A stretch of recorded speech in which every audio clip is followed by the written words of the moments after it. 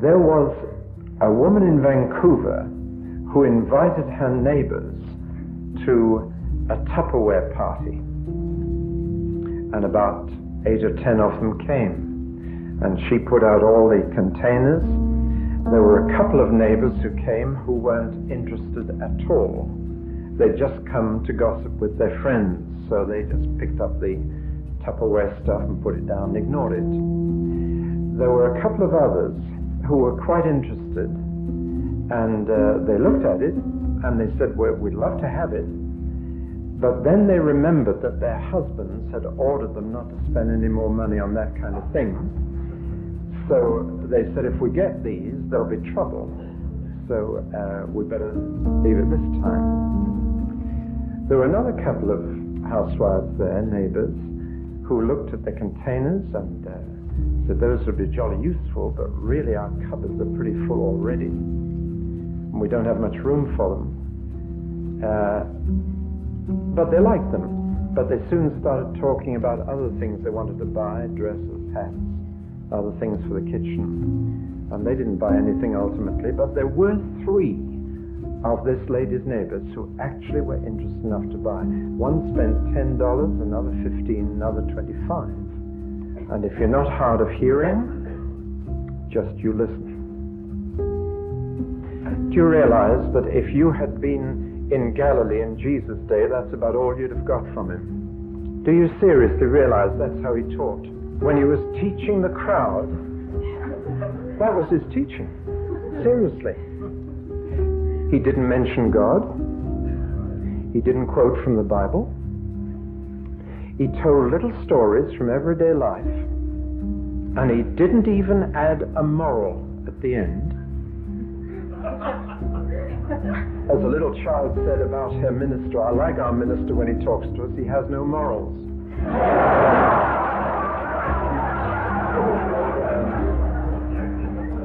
But Jesus didn't mention God, and he didn't quote the scriptures, and he had no morals. He just told a little everyday event and said, if you're not hard of hearing, then listen. And that's all they got. And it was his disciples who later said, hey, tell us, what was all that about? We don't get it. Explain it to us. But he spoke nothing but parables to the crowds. Nothing but those little stories. That's all he did. Now, I'm preaching tonight on a chapter I've never preached on before.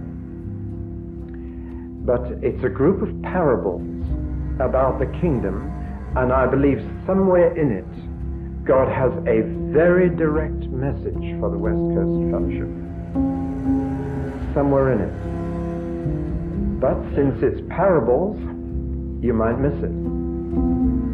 And there's a sense in which everything depends on the hearer when you're telling parables. And some will go away with more than they came with, and some will actually go away with less. Parables do that to you. They either add to your understanding or they take away from it. They're kind of very two-edged. And Jesus said that about his parable. So I think I'd better read the chapter to you. Having given you a little bit of a shock, did you think that was all I would say, Ronnie? You know me better than that, don't you? You're going to get a little longer than that tonight. But I wanted to start there because you need to realize how Jesus taught. I've seen people trying to teach the crowd out in the street, and all they do is throw the book at them and make a string of statements about God and point out the moral very, very strongly and think they've got the art of speaking to the public. They should go back and study Jesus again. He never did people's thinking for them. That's an important point. He didn't spoon feed them.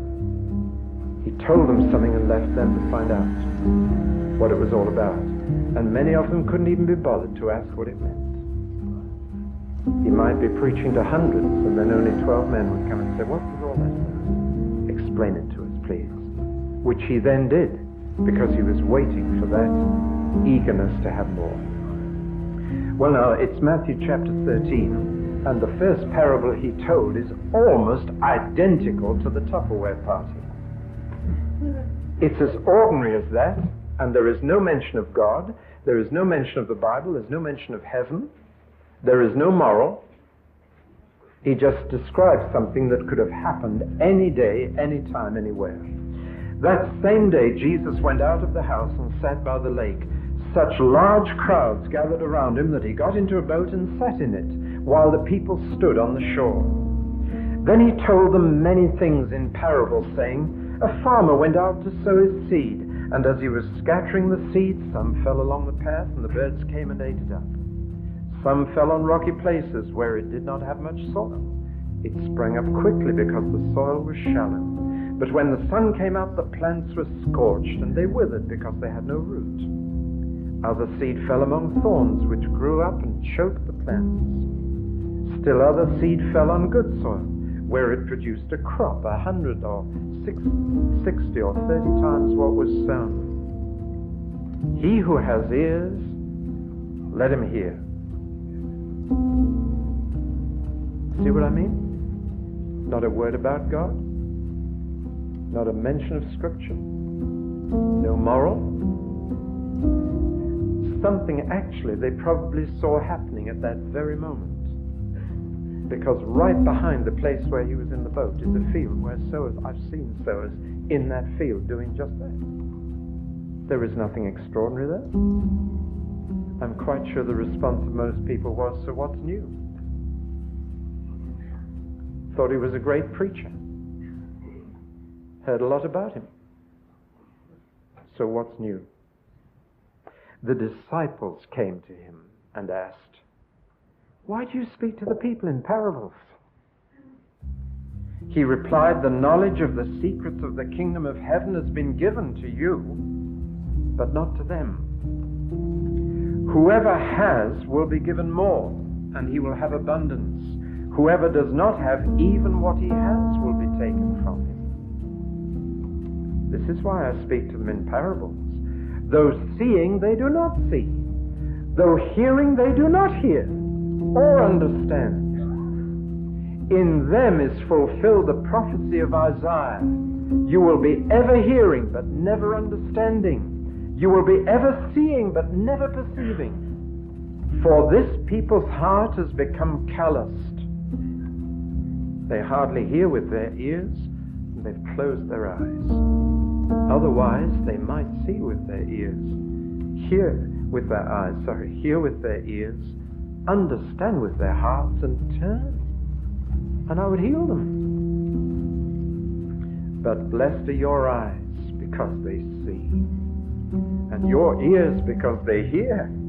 For I tell you the truth, many prophets and righteous men longed to see what you see, but did not see it, and to hear what you hear, but did not hear it. Listen then to what the parable of the sower means. When anyone hears the message of the kingdom and does not understand it, the evil one comes and snatches away what was sown in his heart. This is the seed sown along the path. And what was sown on rocky places is the man who hears the word and at once receives it with joy. But since he has no root, he lasts only a short time. When trouble or persecution comes because of the word, he quickly falls away. What was sown among the thorns is the man who hears the word, but worries of this life and the deceitfulness of wealth choke it, making it unfruitful. But what was sown on good soil is the man who hears the word and understands it. He produces a crop yielding 160 or 30 times what was sown. Jesus told them another parable.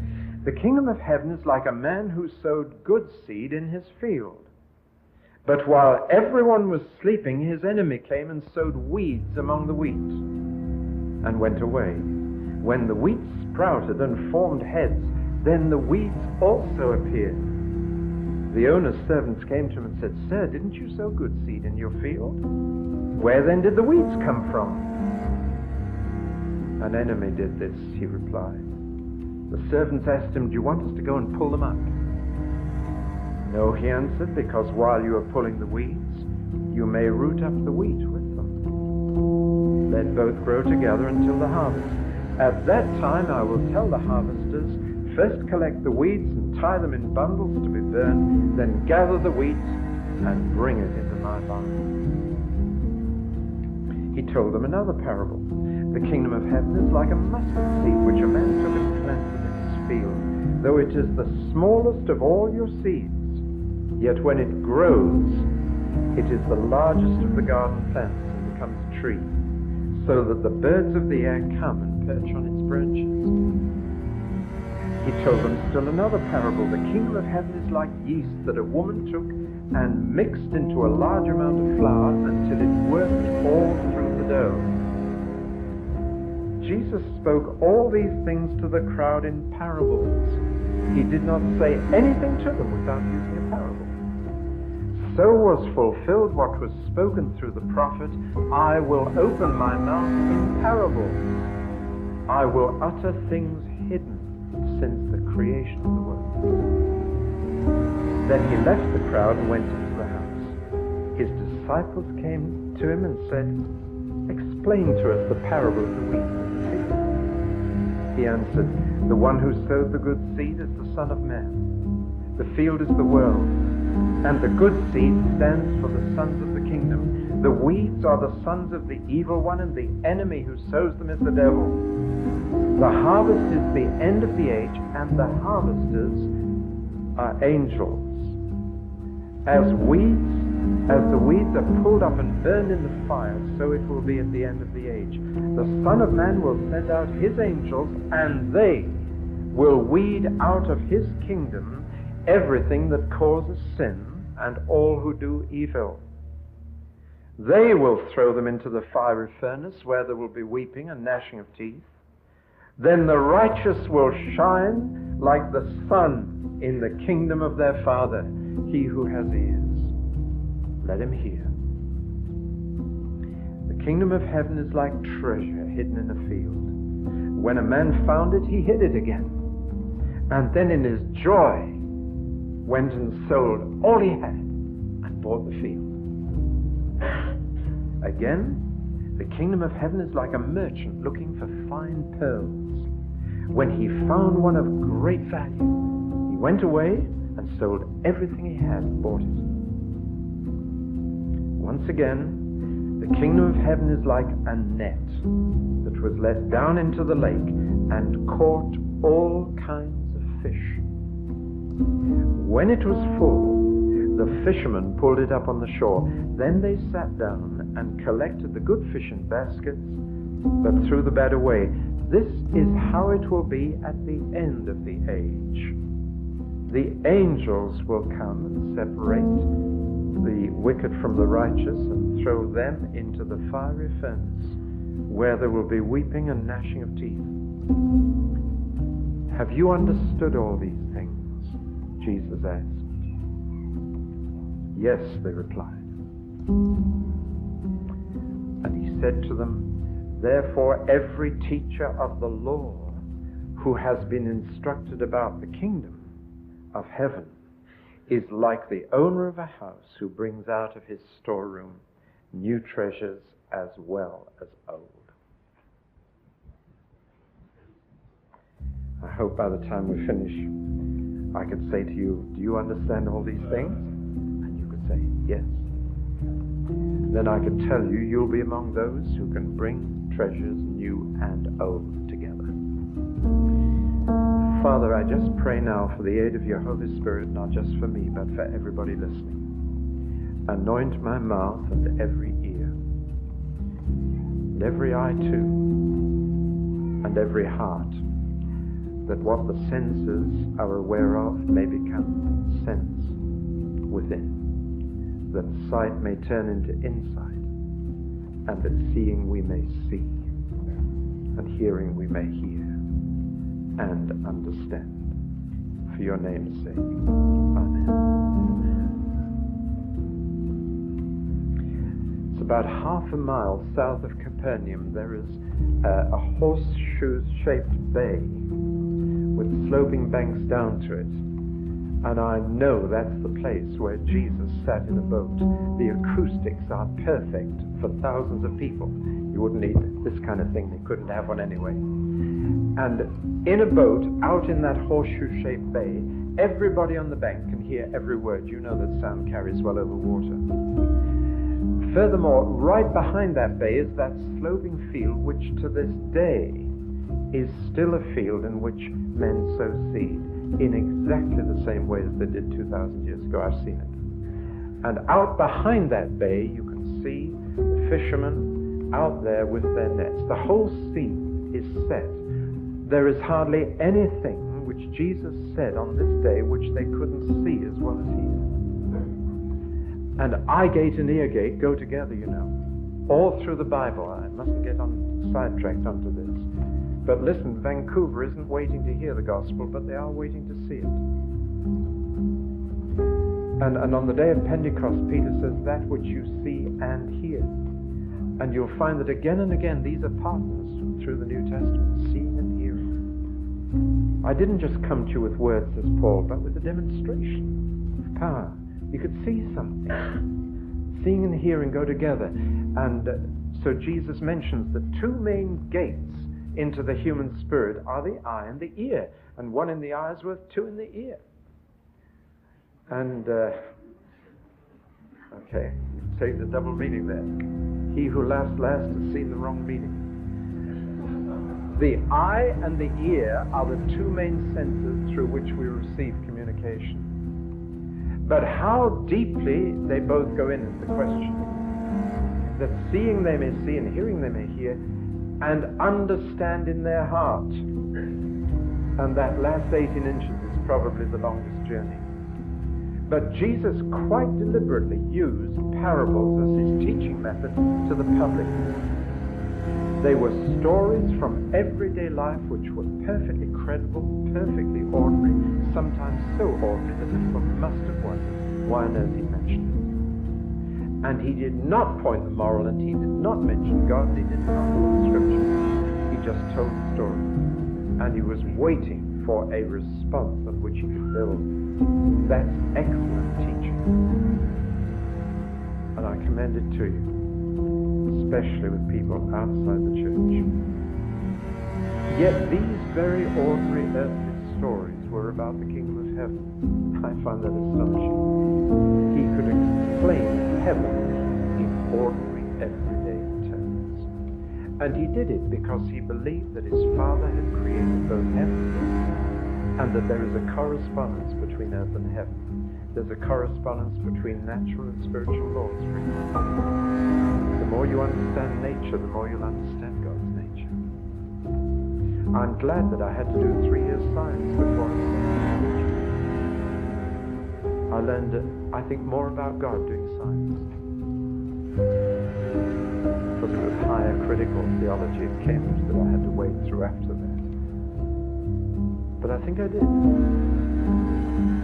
So for Jesus, the earthly and the heavenly were very much closer than they are to most of us. And he can take the ordinary earthly and illustrate the realm beyond. Again, that's good teaching, taking what people know and understand and filling it with a meaning, linking on to what is part of their own experience and knowledge, and building on that, an understanding of things that are way beyond their reach. But the two things I want to get very clear is this: parables had a positive and a negative aspect. The positive was to help people to understand, the negative was to hinder them from understanding. The positive was to reveal, the negative was to conceal.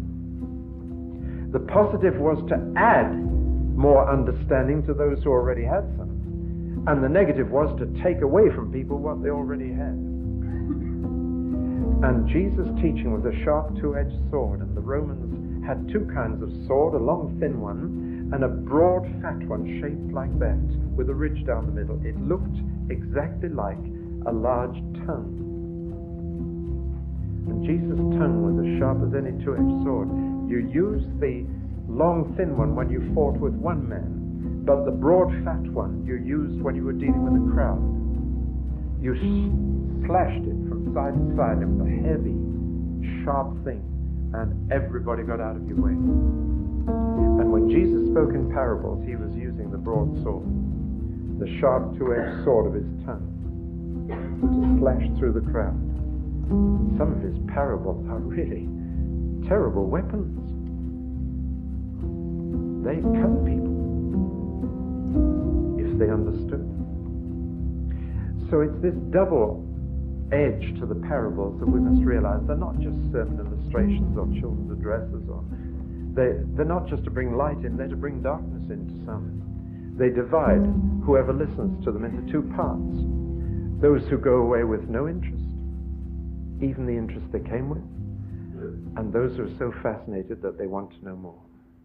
It's a bit like doing a crossword. I'm not a crossword fan, except a very easy one. I don't know if you are, but I've sometimes got interested in a crossword. And I've started doing it. And I've got about 3 clues and fill them in. And then I am stuck. And I read these clues and I think, well, what on earth is that about? I don't have that kind of a mind. And I give up. So what happens? I lose even the interest I brought to it. It's gone dead on me. Have you had that experience? I literally lose interest. But if I get onto a few more clues, I gain interest, and I get a bit more and a bit more, and I begin to see where it fits, and I see that that word will go there, and so on. Now that's what happens when you listen to Jesus' teaching, when you listen to anything about the kingdom, but particularly parables of the kingdom. I think it could happen to some of you tonight. Some of you may lose what interest you came with by the end of tonight. It might be my fault, it might not. But some of you will gain interest in the kingdom. Which brings me to these particular parables, which all hang together, and the key word is understand. The bad soil, the hard soil, is the man who hears the word and doesn't understand. The good soil is the man who receives the word and understands. And all the way through, you'll find understand is the key word. It's whether the word not only gets through the eye and the ear, not just whether you see and hear tonight, but whether you understand in the heart.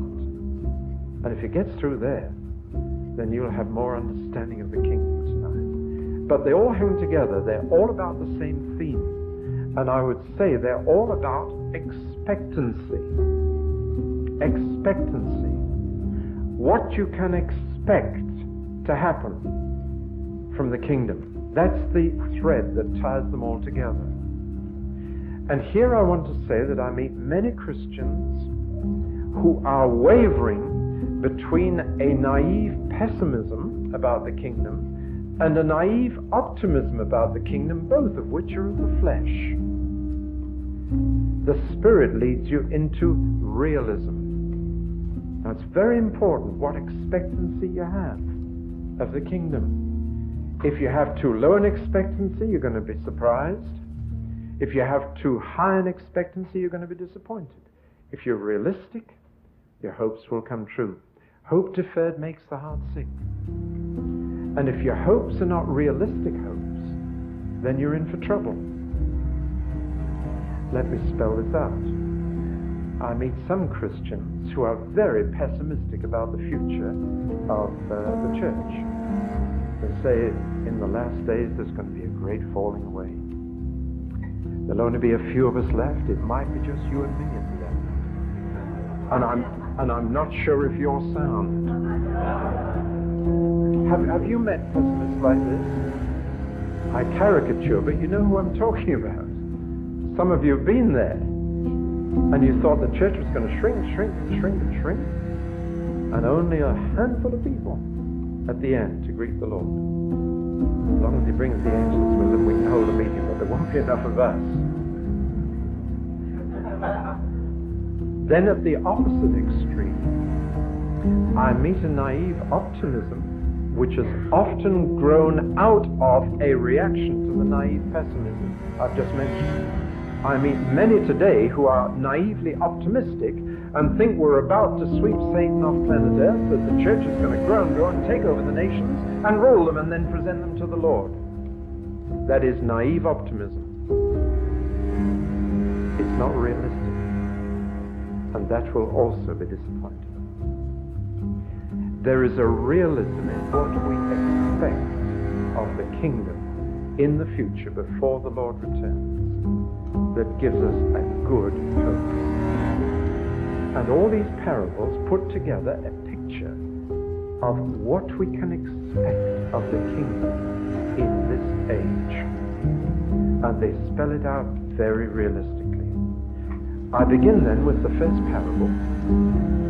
We're in for some time tonight, but if unbelievers can watch the TV tonight for 3 hours, we can take a bit more than 20 minutes, right? Well, now the first parable is the parable of the sower, and you know it backwards. You can recite it. You've preached on it. You've been taught it in Sunday school. You've heard it again and again. I want to give it the title, The Incarnation of the Kingdom. That's the first insight we're going to get, the incarnation of the kingdom. The question is, how can the kingdom of heaven be re-established on earth? The answer is always by incarnation. It can only be done by being embodied in human beings who rule the earth. Therefore, the sovereign of the kingdom of heaven must be incarnate in a human being on earth to re-establish the kingdom. And the Son of God was. But a kingdom is made up of subjects as well as sovereign. You can't have a kingdom without subjects as well as a sovereign. The sovereign has been incarnated. The kingdom of heaven is now being incarnated in subjects. That's what's meant by sowing the seed. The seed is the message of the kingdom, and it's to be embodied in men. The soil is human. And we are taking the message of the kingdom and embodying it, incarnating it in human beings. That's how the kingdom will be re-established on earth.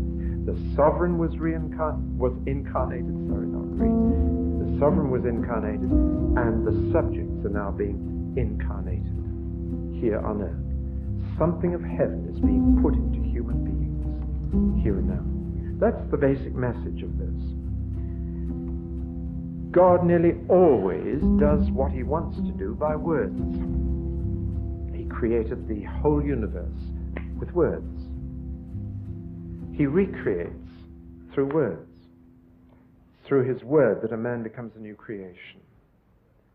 It is by words that God does most things he does. That is why most of the gifts of the Spirit are word gifts. Word of knowledge, word of wisdom, word of prophecy, word of interpretation. He does most of what he wants to do by words.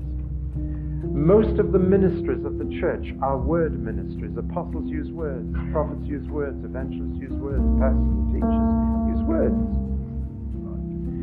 And the kingdom is incarnated in human beings through words. That's the seed. And it's to be implanted in human nature. Now, I want to look at two things. The statistics of sowing and the rewards of reaping in this parable. Both are very, very interesting. The first thing I want to say that I think may begin to touch the burden the Lord gave me for you tonight, and I don't know you, I don't know your church, but the first burden that came to me was that the method of sowing is broadcasting. It is scattering the seed. Now, you'd have to watch a farmer in the Middle East to understand this. They don't have fields like I've seen as I drove down to the States and back this afternoon. They're lovely big fields, flat, nice soil, plow it up, drill it. Do you say drill it here? What do you use? Drill? Seed drill? Get nice rows? You couldn't do that. That field behind that bay where Jesus sat in the boat and taught is a field you couldn't plow. It's covered with hard basalt rocks and stones which would wreck a plow. It's the hardest stone almost around. It's black, it's hard, and there are thorns, some of them 6 to 8 feet high, with spikes on them longer than my thumb. 2.5-inch spikes, the thorns in the Middle East. can't get near them. And you've no idea whether the soil is shallow or deep. You just see a little patch of soil here and a little patch there. But those people have to use that land. It's the only land they've got.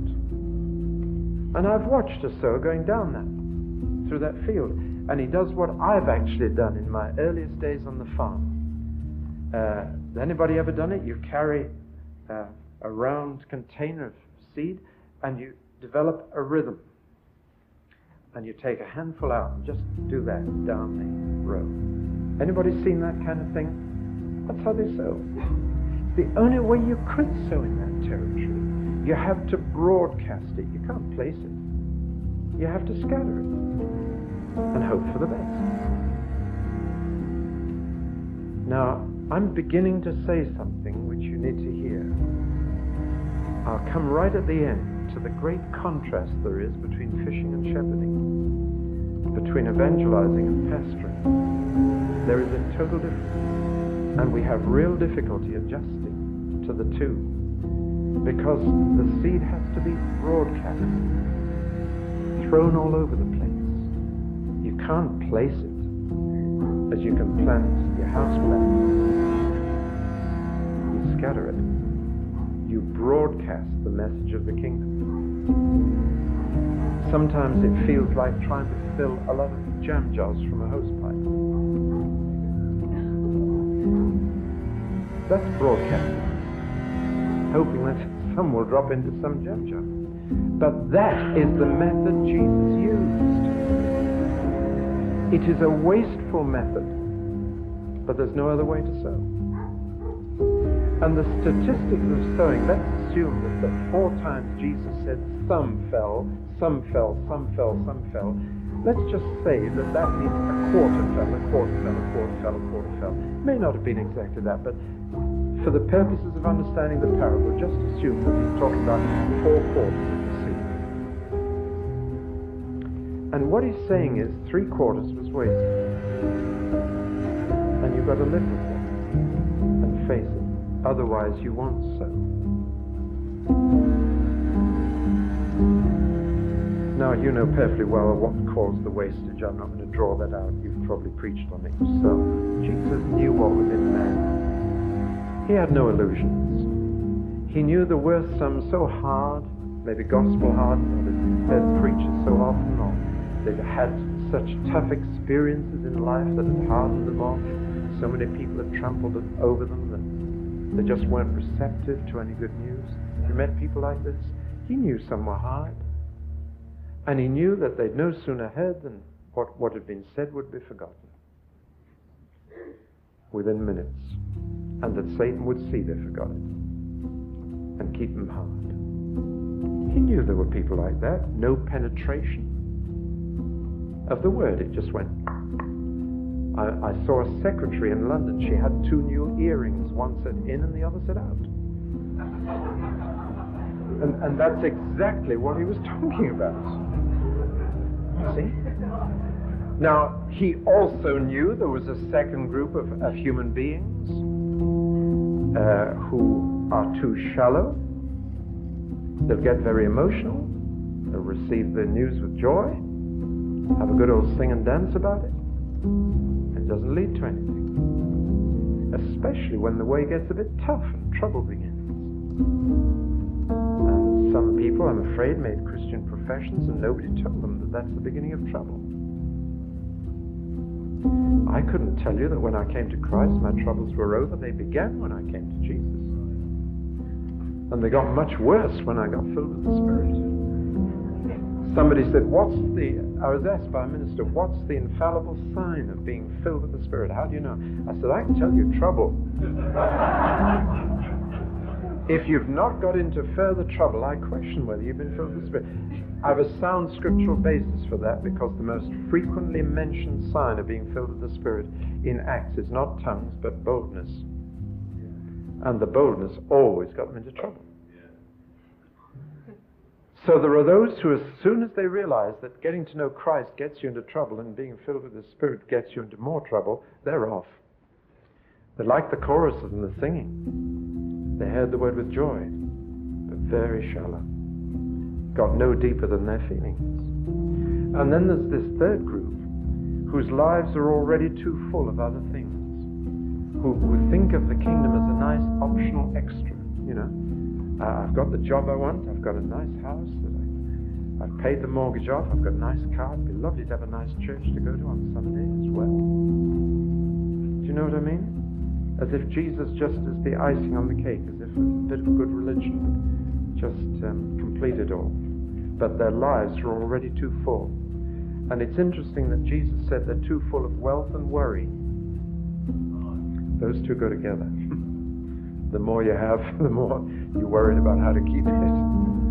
And you start reading the stock exchange more than your Bible. And Jesus knew there were people like that.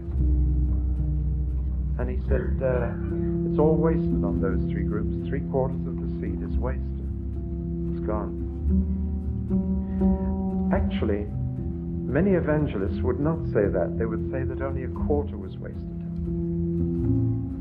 Because in fact 3/4 made a decision. 3/4 made a response. 3/4 received the word. And those are the evangelistic statistics we usually give, right? But Jesus said, I count those who get through to producing fruit. The others are all wasted. Because the whole point of sowing was to get some more grain. So in fact, 3/4 was wasted. That's how you should count. Not who starts the Christian life, but who finishes it. Because it's not the faith you start with that saves you, it's the faith that you finish with. According to my reading of the New Testament. It's not those who make a great response in an evangelistic crusade, it's those who 12 months later are producing fruit, whom you can say was worth it. But the point is that the sower went on sowing, though he knew that 3/4 of what he was throwing out was wasted and would produce nothing. Now that's important to notice, because that's evangelism. And the farmer was a realist. He was neither a pessimist nor an optimist. A pessimist would have said 3/4 wasted. An optimist would have said 3/4 grew. A realist says 1/4 will produce fruit. But now look at the rewards of reaping. Just do a little mathematics. I've tried to do a bit. I think I've got it right. 25% of what he sowed produced an average increase of 60. Just over 60. 30, 60 around. So the average was somewhere around 60. And if that is so, 100 seeds got into good ground and produced 1,500 results. In other words, each seed that got into good ground produced 15 seeds. Do you follow me in that? 25% produced an average of 60. So in fact, he was getting back 15 times what he put in, even though 3/4 was wasted. Now, I'm saying something about evangelism. I've heard mass evangelism criticized because many don't last. True. But the word is to be broadcast. And from those where the word does get in, you'll get the return of the farmer. Now, this is profound in its implications. Because shepherds find it difficult to cope with wastage. Evangelists don't. It's the difference of gifting. It's very hard for them to understand each other. How can you preach and get all those decisions and then see 3/4 of them go to nothing? The shepherd can't bear that. But the evangelist can. But he's a sower. Begin to hear me on this. Because in Australia I found some very good fishing churches who were bad at shepherding, and some very good shepherded churches who were bad at fishing. And there's a burden beginning to come through here that I think the Lord may be wanting to share. As somebody said to me, an evangelist, he said, I'd rather lose 80% of 1,000 people than 80% of 100 people. That sounded a bit Irish to me. But what he was saying positively was, I'd rather catch 20% of 1,000 than 20% of 100. Do you follow me in that? I thought that was pretty logical. He'd understood the parable of the sower. I'll go after as many as I can reach, even if I only keep a few. Because the few from a large crowd will be more than the few from a small crowd. Broadcasting. The method of incarnating the kingdom is to broadcast the seed of the word of the kingdom. To get it out as far and wide as possible, forgetting the wastage and doing it for the sake of the one that produces 30, 60, and 100. A missionary in Ethiopia before the Italians invaded it in the 1930s and turned it into Abyssinia. That missionary labored far and wide, scattered the word wherever they could, but the only convert that missionary had was a blind beggar. One. Then the Italians came and pushed out all the missionaries. They had to flee. And some of you may be old enough to remember the atrocities of gassing and so on that went on. Terrible time. For years, the missionaries were kept out. When that missionary went back, that blind beggar had a church of 3,000 converts. And the missionary realized that broadcasting to, I think it was a lady, is broadcasting the word as she had done. It only got into one. But look what the one produced, which made the whole operation worthwhile. I hope you're feeling a word of encouragement coming through here. It's not a word of criticism, it's a word of encouragement. The pessimist says so much waste. The optimist says, look how many responded immediately. The realist said, let's wait and see. But it was worth doing for what we will see. The fruit we'll get. Jesus, in the early days of his ministry, scattered the word wide and got up to 5,000 listening. And he got 12. In fact, he only got 11 out of that crowd who said, explain the parables to us, we want to go further. When he said, are you going to leave me too, like the 5,000 have done? I mean, Jesus preached one sermon and lost 5,000 people. He did. One sermon did it. They said, no, this is too much for us. Off they went. And he said, are you going too? Peter said, no. You're talking about what we want to know.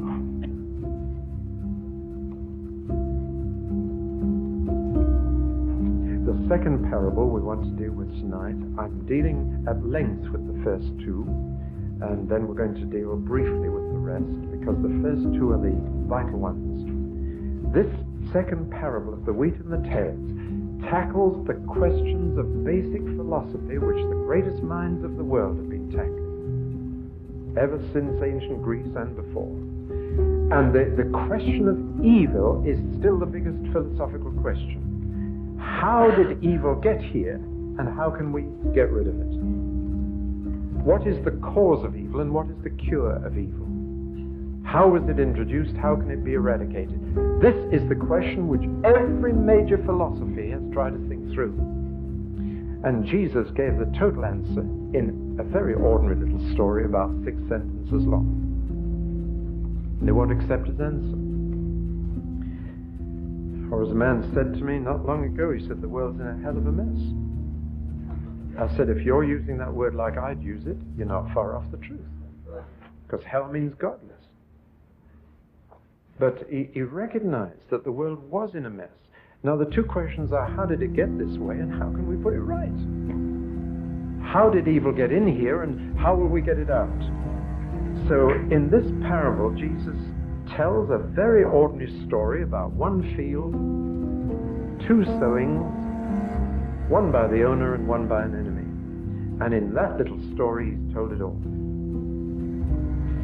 And what he said, this is not a made-up story. This actually happens in the Middle East. I've known it happen in India. It happens in Southern Ireland. And that is, if you really want to play a dirty trick on a poor farmer, what you do is, after he's sown his wheat, you go and sow darnel. That's a semi-poisonous narcotic weed that looks exactly like wheat for about half its life. And it's only when the ears begin to form that you can tell the difference between darnel and wheat. And I'm afraid it has been used in Ireland, in India, in the Middle East. It's a really dirty trick when a man's livelihood depends on what little grain he's going to get to do that, because he cannot use that as food. It's dangerous to use it as wrecks the crop. So it goes on. So Jesus wasn't making it up. He was just saying, you know, once happened, once upon a time. They all said, yeah, that's happened. So what's new? And the disciples said, tell us the meaning. And the meaning was, I am explaining to you the introduction of evil and the eradication. The two basic things everybody wants to know. You notice that Jesus says evil is not an evolutionary hangover, nor is it due to the economic system we live under, nor is it because we live on an overcrowded planet. These are quite irrelevant factors. They're not messing up the world. And therefore, to get us under another economic system, or to get us a bit further down the evolutionary road of progress, will not get us anywhere. Why don't we listen to Jesus? The only one who's told us the truth about it. He says three things about evil. Number one, evil is alien to this world. It doesn't belong here. That's a profound philosophical statement, but I can't stop to spell it out. Evil was introduced to this world. It didn't belong here.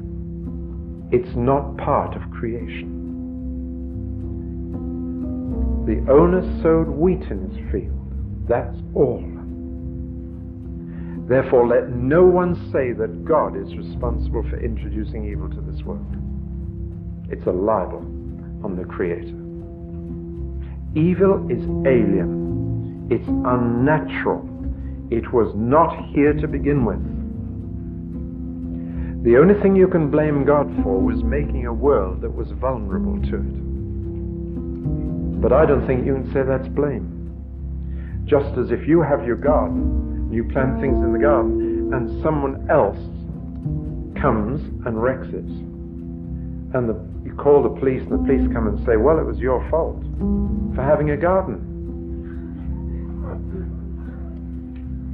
It was your fault for making it nice. If you'd left as it was before you built the house, nobody would have bothered with it. It's your fault. You see how crazy this argument is? But men use it of God. The second thing about evil is that it's personal. It is not a thing, not an it, but a he. And until you understand that you can't talk of evil as a thing, you won't understand the problem. Evil does not exist apart from personal will. It's not a thing you can package up and introduce somewhere. You've got to incarnate it. Evil is personal. The Lord's Prayer we always say wrong. I guess you probably don't say it much. I think we should say it more. It's a prayer that keeps you right in your own praying. But the end of it has always been translated wrongly in English Bibles. Jesus said, lead us not into temptation, but deliver us from the evil one. Not deliver us from evil, it, but from the evil one, him. And you need to pray every day that you may be delivered from him, and that God will not leave you exposed to him, which is the meaning of lead us not into temptation. If God wants to teach you a lesson, he just exposes you to temptation. Says, okay, you're on your own. See how it works out. And in the Lord's Prayer you say, Lord, please may I not need that lesson. Don't put me in that place where I'm vulnerable to him, but deliver me from him today. So evil is personal. It was an enemy that sowed the tares.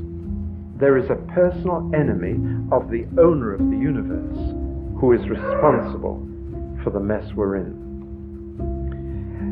Oh, it says so much. You could almost preach a whole sermon on the devil from this one parable.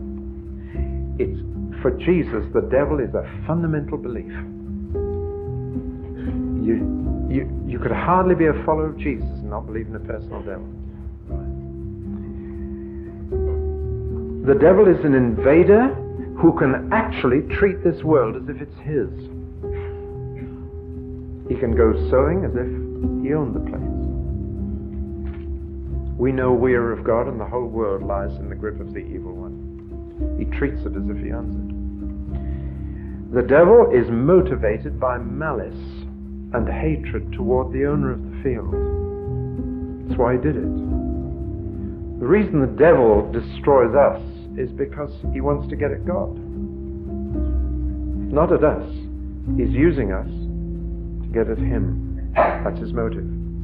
The devil's method is counterfeit, and what he does can deceive people for a time until the fruit appears. The darnel looks like wheat until it begins to fructify the top. His aim is always destructive, it's never constructive. He's never trying to build something up, he's always trying to break something down and destroy it. He always works where the owner is working. Now that's a very important understanding of Satan. Wherever the owner sows wheat, that's where the devil sows darnel. So if God is working in the church, you better be ready for the devil to work too. That's where he'll sow his seed. But another clue, he always works in the dark, whereas the owner sows in the light. He always does it secretly. He doesn't want any publicity for it. Whereas what the Lord does is open. You can see the Lord sowing, but you can't see the devil. I could go on, but this wasn't meant to be a sermon on the devil, so let's push on. The third thing about evil is something I've already mentioned, that evil is not only alien to this world, personal, it is incarnate. And the devil's method of planting his kingdom is exactly the same as heaven's. Hell has to get hold of people and embody. The seeds that are sown are the sons of the devil. They're people. The wheat is personal, the tares are personal. And that's his method, incarnation again. He's got to get hold of human beings. And he looks around for something in your life or in mine that he can get hold of. It's usually something we keep in the dark. And if you think of something you couldn't share with someone, that's usually where he will incarnate himself and grab you. Well, let's leave the devil now. I don't like giving him a lot of publicity. Jesus doesn't answer all the questions, but he tells us enough about the introduction of evil to tell us how to tackle it. And the basic insight is, something that was supernaturally introduced can only be supernaturally eradicated. If human beings had introduced evil to this world, human beings might eradicate it. But we won't. It will take angels to eradicate the devil. We won't do it. It's a false hope that is not promised us that we will. We are promised that if we resist him, he will run away from us. But we're never promised that we will eradicate him or his kingdom. Now, we're coming now to the eradication of evil. As the wheat and the tares matured, the differences became obvious. And the sons of the kingdom of heaven, the servants of the farmer, became greatly concerned. They had a righteous indignation that this should have been done. And moral indignation can often lead to mental impatience. And you say, let's deal with it straight away. Let's root it out straight away. And I'm afraid moral indignation slips into mental impatience very quickly if we're not careful. So they came to the owner of the field and they said, look what's happened. Look at these weeds in your field. You didn't sow them, did you? And the owner said, no, I had nothing to do with it. An enemy did it. Well, then let's clear the field up straight away. I want to tell you that one of the most subtle temptations on Christians today is to become tear pullers. I say that carefully because I don't want to be misunderstood. I believe in church discipline. I believe in social action by Christians, but I do not believe in tear pulling. It's very important that you understand that this is something else that I'm talking about. There are Christians who are getting all steamed up about a tear pulling crusade. And you can work up a good head of steam on that. You know, when you're filled with anger at some of the evil things that are, come on, let's clear it out, let's root it out, let's eradicate it. And I'm just putting a cautionary word against this, lest we try and do what we can't. That's the human reaction. Let's have a purge. It is the reaction of the flesh all around the world. Let's purge our nation of evil people. Let's purge Grenada of the Cubans. Let's purge Europe of the Nazis. Let's purge. That's the human reaction to the tares, isn't it? Everywhere you go. If we could only get rid of that lot, the field would be fine. And every election we have, I hear it. I hear it. Let's kick that lot out and then we'll have it. Then we'll have the kingdom of heaven on earth. Let's get rid of the Tories. Let's get rid of the Labour they're sending them. Let's purge. Get rid of the people causing the problem. That is not heaven's method. And it won't work. It's the right idea, but the wrong time and the wrong people. The right idea is that someday every tear has to be removed from this world. That someday everyone who sins and everything that causes sin must be eradicated. If this is God's world, that's got to happen someday. It's the right idea, but listen, we are not the people who will do it, and this is not the time for it to be done. That's what Jesus is saying. The right time will be at the end of the age, and the right people to do it will be the angels, not be the sons of the kingdom. The farmer will bring in another team to deal with that. He's not going to entrust us with that job of eradicating evil. Must have his own reasons for that. I could think of some of them, but they'd be speculation. We need to go back again to the owner's original intention, which was to have a full barn, not a pure field. Do you hear me on that? I'm going to return to this theme. It's heavy on me tonight. The owner's original intention was a full barn, not a pure field. But we keep wanting to give him a pure field when he wants a full barn. And if you start tear pulling now, there are two things that could happen. First of all, a case of mistaken identity could happen and you could pull up wheat. Boy, if somebody had managed to pull up all the tares in this world, I wouldn't be here now. Would you? And the other mistake that you can make is that the roots are so interwoven that you'll disturb the wheat itself from growing properly. And you do more harm than good. Now these are profound things. The orders of the owner are, let both grow together until. Which means quite simply that where the pessimist says the tares are going to take over the world, and the optimist said the wheat's going to take over the world, the realist says both will grow together until. See how Jesus' teaching keeps you balanced? The wheat is not going to take over from the tares in this age, nor are the tares going to take over from the wheat. Both are going to increase, which means increasing confrontation to the climax of the final struggle between Antichrist and Christ. But the outcome is certain. The harvest will be gathered, and the barn will be full. But we mustn't engage in a crusade to eradicate evil. We mustn't try and live in the barn yet. Many Christians would like to live in a nice, sheltered Christian community up in them there hills, milk cows and sing choruses to them.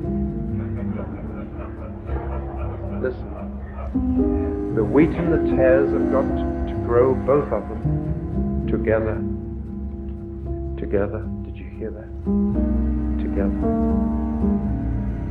It's tough being in the world, but that's where the church has got to be. And the tendency constantly is to build a barn where we can all be sheltered.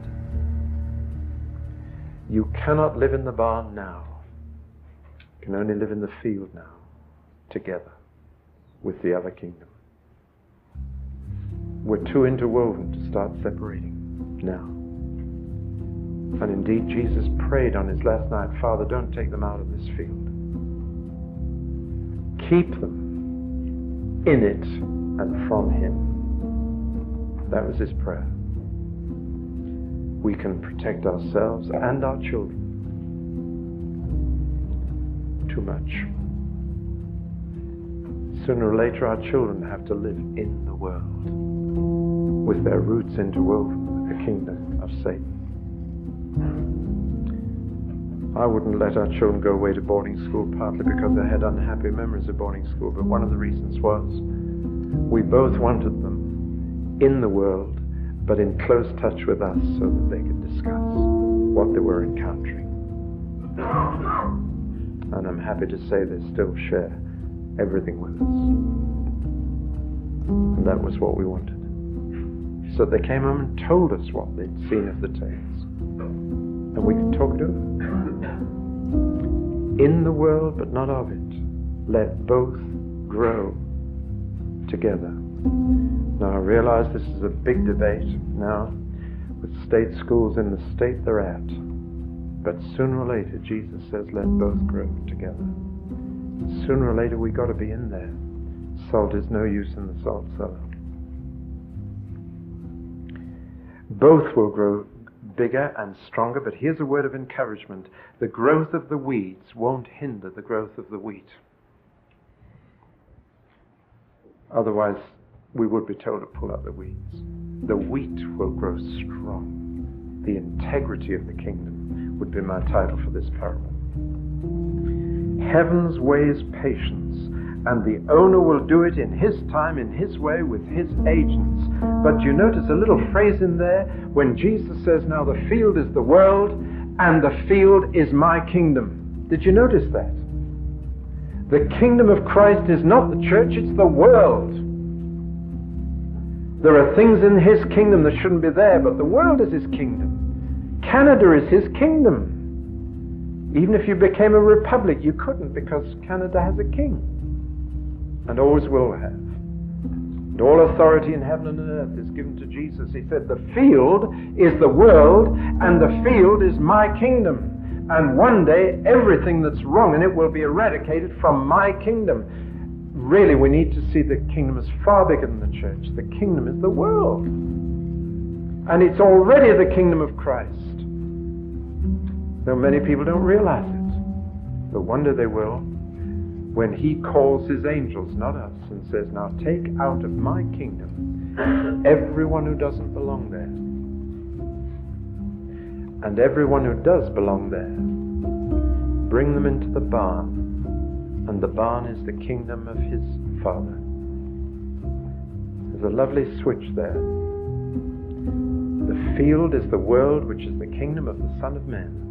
The barn is the kingdom of Dad. Mind you, one final thought. Isn't it beautiful that a creator can change tares into wheat? I think that's why he doesn't want to pull them up yet. We might have pulled up some lovely saints. Talked about the incarnation of the kingdom and the integrity of the kingdom. I think that's the right word. It can stand on its own. You don't need to purify the field. It stands in its own integrity. You don't need to clear the world up before the kingdom is strong and growing. The third area that Jesus talked about was what I would call the increase of the kingdom. And he rounds off his public discourse with these two very short parables. And usually when Jesus gave two short parables to the public, he always gave one to the men and the other to the women. Find that interesting. Like the lost sheep and the lost coin. There's one from agricultural life and one from domestic life, usually. And true to form, here he talks about the garden and the mustard seed, and then he goes into the home and talks about the yeast and the woman. He wanted to include all his hearers, get something that everyone could identify with. Again, a study of his teaching is a marvelous study. But every parable so far has included this theme of growth. But the question arises, how much growth can we expect? A little or a lot? What expectancy can we have? Can we expect the kingdom to grow until everybody in the world's in it? No. But can we expect it to grow a little? No. The two parables he tells tell us that we can expect a lot. I'm glad about that. There are differences between the two. The mustard seed tends to emphasize the quantity of growth, whereas the yeast or leaven tends to emphasize the quality. The first is growth in size, the second is growth in influence, and these are two aspects of growth. I'm afraid some people are only interested in growth in numbers, but God wants a threefold growth, actually. Growth in size, maturity, and influence. That's true growth in his kingdom. But the mustard seed, the story for the men outdoors, simply says the kingdom which was tiny will be huge.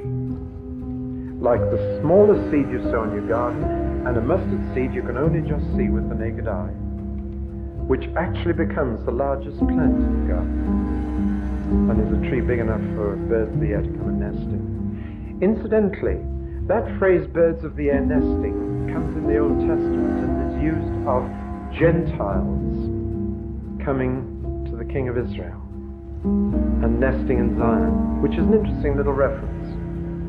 But I'm just thrilled to stand here and say that the church is growing faster today than it's grown for 2,000 years. Jesus said, I will build my church. I'm so glad he didn't tell us to. He's doing a very good job. And it's growing faster today. It's huge. I've got some figures for you just to strike you. Let's take 1900 to 2000. And let's take Africa and Asia. In Africa and Asia, between 1900 and today, the population has doubled. But by 2000, it will have trebled. That's the speed up. So 1900 to today, doubled. Today to 2000, trebled. You can see how the speeding up is coming. Now, what's happened to the church in Africa and Asia over the same period? Has it kept up with that growth? Between 1900 and today, the church in Africa and Asia has multiplied by 13 times, when the population has only doubled. And by the year 2000, the church in Africa and Asia, on present trends, will multiply 34 times, when the population has only trebled. Does that encourage you? That's what's happening in our world. A businessman said to me at a party a few years back, what's your job? I said, I'm the minister of a church. He said, what's it like to belong to a dying organization? I said, I wouldn't know. He said, come off it. He said, churches are closing everywhere. It's on the way out. I said, well, the church I belong to isn't. He said, what's that one? I said, the Church of Jesus.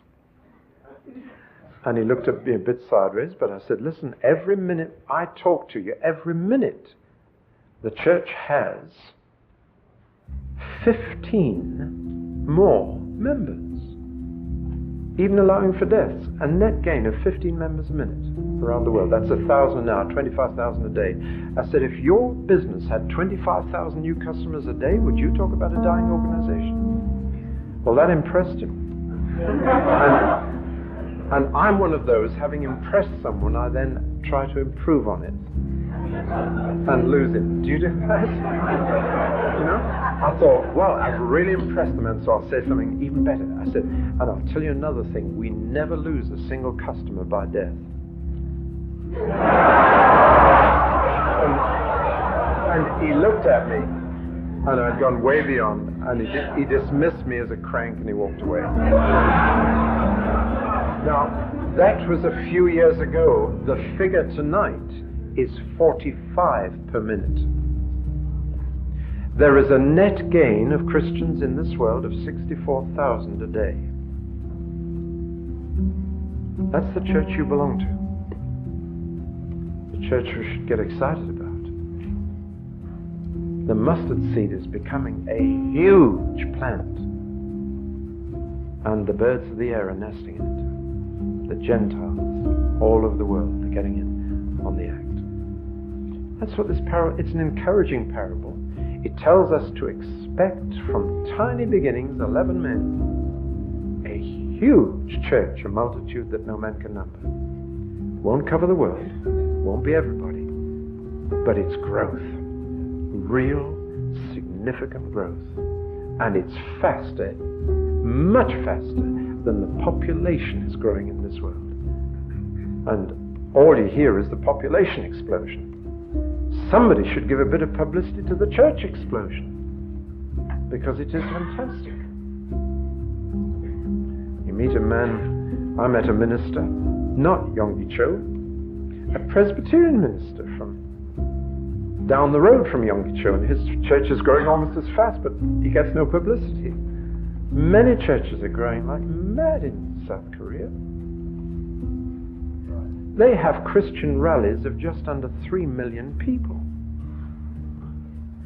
You know, and this minister was telling me about them, so I tried to look as if I was in the same league, and, you know, had quite a good time at West Coast the other day. And but listen, I thought these people had colossal faith. But in Yonggi Cho's church, the target he sets per month is 10,000 new members a month for his church. And he's seeing it. But actually that target is well within your reach, because his target is actually that each house group should win 2 people for Christ every 6 months. But when you've got thousands of house groups, it adds up. But I can relate to that target now. Every house group win 2 people in 6 months. Would your faith stretch to that? The growth in Korea is exactly that rate. So I want to encourage you into growth. And the second parable about the yeast is more on the quality than the quantity, on the influence. If the first is very visible growth, the second is very invisible. But what Jesus is saying is that the kingdom will permeate every part of society, and every part of this world will just spread like yeast in dough until every part is feeling the effect. I'm not talking about converting everybody, but every part will be affected. There will be a day when there won't be any part of this world that isn't being affected by the kingdom of God. Something will be happening in that area that is the result of the kingdom being here. That's encouraging, isn't it?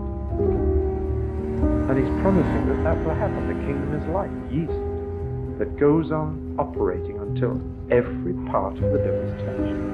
So the first parable says the small will be big, and the second says the part will affect the whole. It's encouragement. But you notice that it only happens when the seed is planted in the soil, or when the yeast is mixed with the dough. And back to something we touched earlier. Separation of the church doesn't lead to anything. The church has got to be mixed right in there. The yeast has got to be in the dough. The seed has got to be in the garden. Otherwise, neither the seed nor the yeast would produce a thing. Right, let's move on. The next thing I want to talk about is the incentive of the kingdom. At this point, Jesus stops talking to the crowd, and he talks for the rest of the time to the disciples only, therefore to men only, therefore all his parables are to men. It's just little things I notice like this that make Jesus such a superb teacher. He switches his style from outdoors to indoors, from the public to the disciples, suits his material to the people. These men have received the message. They are sons of the kingdom, and it's cost them a lot. It's cost them their jobs. It's cost them their homes. So he's going to encourage them a bit now with expectancy. And he tells these two beautiful little stories. Again, there are differences between the two and similarities. The treasure in the field and the pearl of great price. The differences are these. In the treasure case, the man is not looking for treasure, and therefore not wanting it, but suddenly surprised by it. In the other case, the man is looking for a pearl. He's a trader, and he's wanting it. And some people find the kingdom through a long search. They're wanting something better, and so they go looking. They find the kingdom. Other people just trip up one day, and there it is before them in the street. It doesn't matter how you find the kingdom. There are many different ways. And there must have been differences among the disciples as to how they first either stumbled on it or came seeking for it. Nathanael was looking for something. Don't think some of the others were. Mathew wasn't. He wasn't looking for anything. And suddenly he stumbled on something that was even more profitable than tax collecting. So, again, in the first case, no one directed him to it. But in the second case, someone was trying to sell it to him. In the first case, the man had a sudden change of outlook. His future changed like that when he saw that treasure. In the other case, it was a slow build-up of resources. A search. There are many ways to find the kingdom. In one case, the owner didn't know what the field was worth. In the other case, the owner must have known what the pearl was worth. But I noticed that there's one little word that is different. The man who stumbled on it suddenly, who wasn't looking for it, had joy. The other man didn't have such an emotional experience. His long search found fulfillment, but it doesn't say any joy. And I've noticed that again with people who come suddenly into the kingdom, almost out of the blue, suddenly find how wonderful it is. There's great surge of joy, and I wish I'd been a cannibal or a criminal when I was converted. Have you ever felt like that? Listen, the important thing is not how you found it. The important thing is just twofold. Number one, this is the biggest thing in your life. It's the biggest thing you ever found. It's number one now. It is the central goal, ambition, desire of your life once you've really found the kingdom. You can't tack it on as an extra. You can't say, well, I'll give an hour a Sunday morning to church and I'm in the kingdom. This is it. It's got to be everything. If you've really discovered the kingdom, nothing else matters from that moment. If you've really understood what it's all about, it is now your life. That's the first thing. It's number one. And the second thing is, it's worth making any sacrifice whatever to get that one thing. Everything else pales now. You'd give up anything else for this. Both of these men sold everything they had and didn't feel the loss. The kingdom has a way of taking you over. It really just so grips and almost obsesses, if you like, that you just say, right, that's the lot. I'm prepared to let anything go for this. You don't lose by it. Jesus said, no man has left family, houses, lands for my sake in the kingdoms, but he'll receive 100-fold with persecution. I love the honesty of Jesus. He put that in the small print, but it's there with persecutions. Don't listen to anybody who teaches prosperity unless they preach it with persecution, because that's honesty. Jesus did promise to prosper those who'd left all with persecutions. Oh, I'm not sure I want to be prosperous. It's honesty. Well, let's move to the last one. I didn't know what to call this, being a slave to alliteration.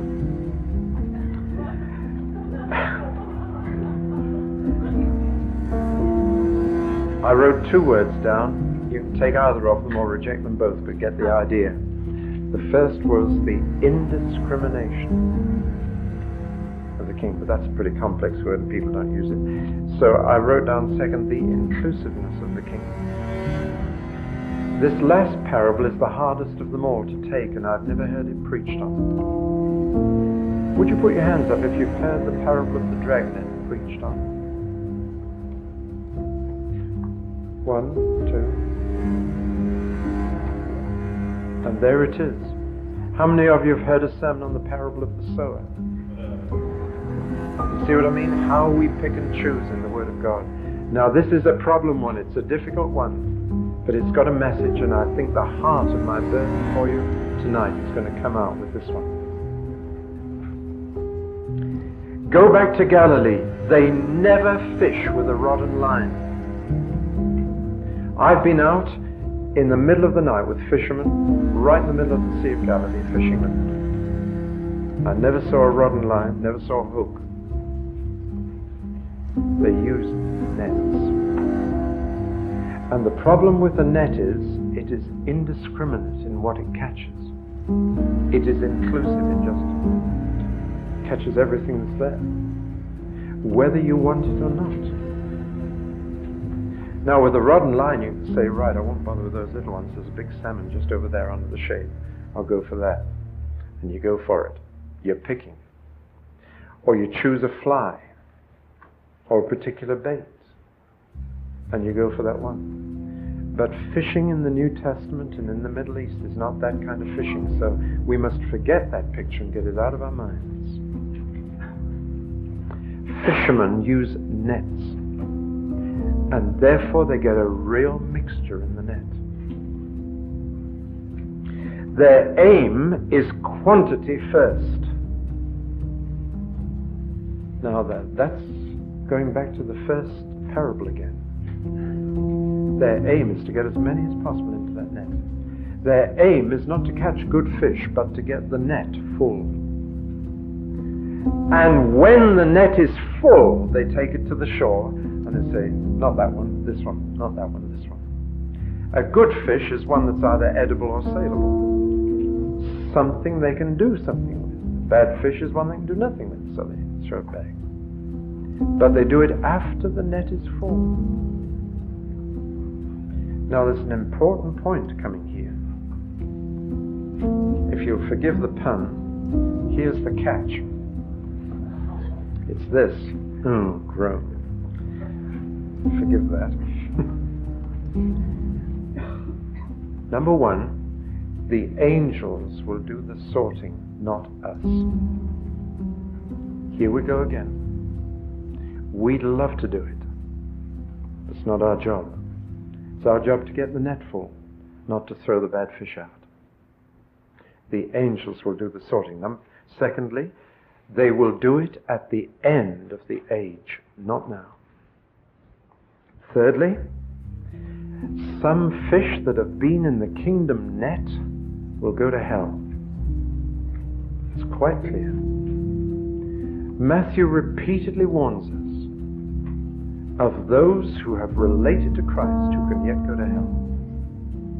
Matthew 25 gives 5 warnings like that.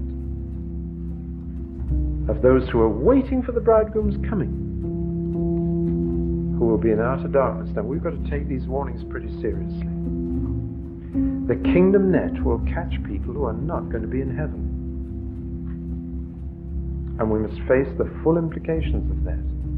It's a big net. It catches all kinds of fish. And we must not do the sorting out. The angels will. My conclusion is that as of 1983, the net is not yet full.